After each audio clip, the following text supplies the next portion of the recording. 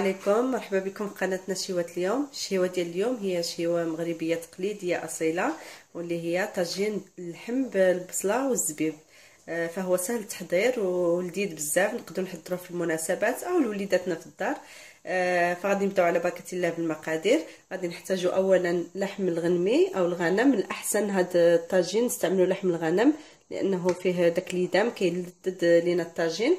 الا كانوا عندكم الضياف ديروا قطع كبيره باش يجيو مزيانين في التبصيل. انا دابا غادي نحضروا غير يعني العادي للوليدات.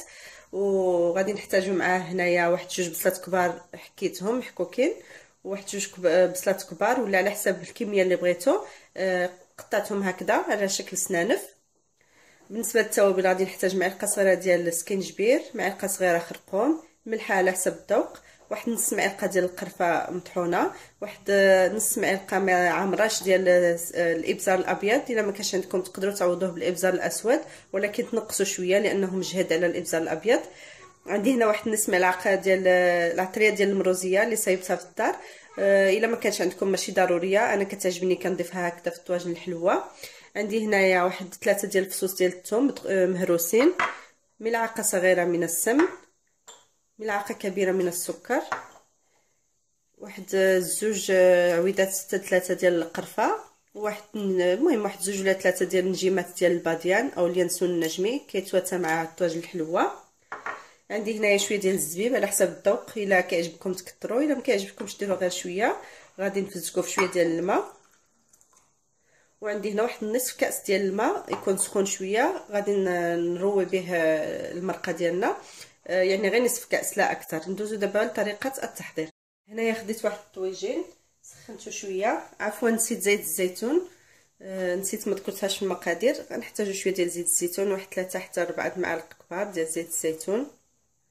الاحسن نستعملوا زيت الزيتون، كتجي لذيذه في هذا الطويجين هذا.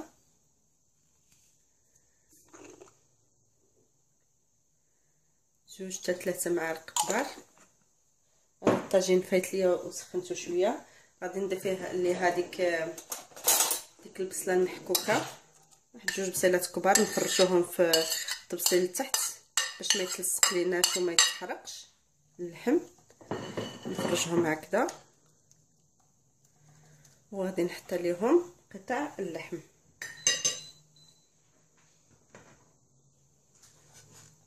اللحم على حسب كميه الاشخاص وعلى حسب المتوفر في البيت. ندير هكذا نستفوا على هذيك البصله. غادي نزيد عليه التوابل كلها. عندي هنايا الملحه والمروزيه، الخرقوم، سكينجبير، الابزار والقرفه. غادي نزيدهم من الفوق. غادي نزيد الثومه حتى هي،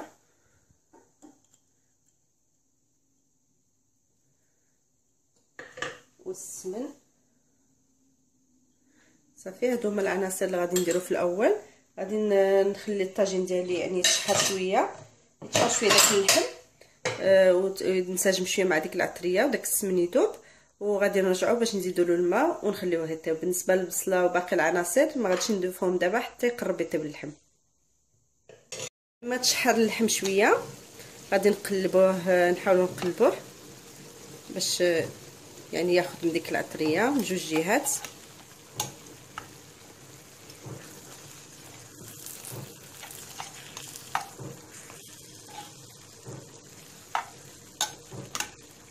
صافي وغادي نرويوه بواحد نص كاس ديال الماء لا اكثر، باش ما يجيناش يعني فيه الماء بزاف، لان البصله غادي تزيد تطلق الماء ديالها. الماء خصو يكون سخون.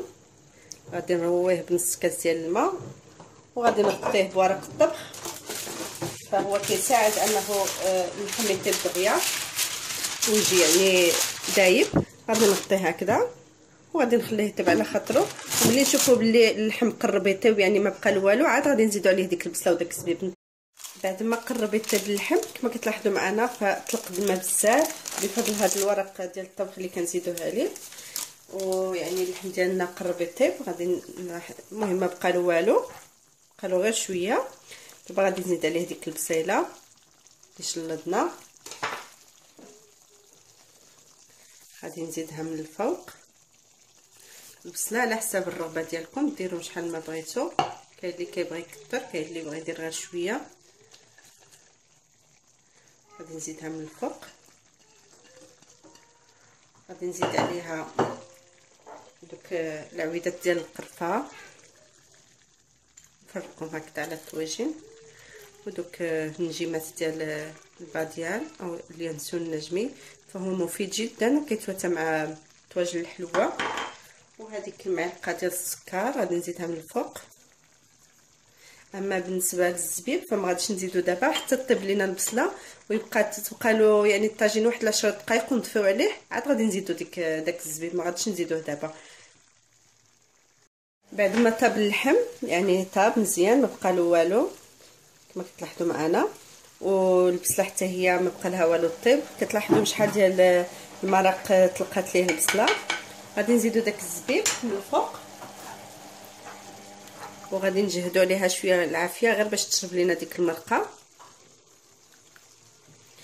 الزبيب على حسب الرغبه ديالكم، كاين اللي كيبغي بزاف، كاين اللي كيبغي غير شويه.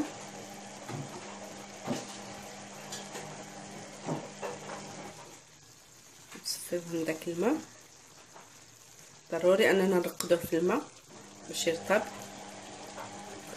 وغادي نزيد عليه واحد المعلقه ديال ماء الزهر، نسيت ما قلتهاش في الاول.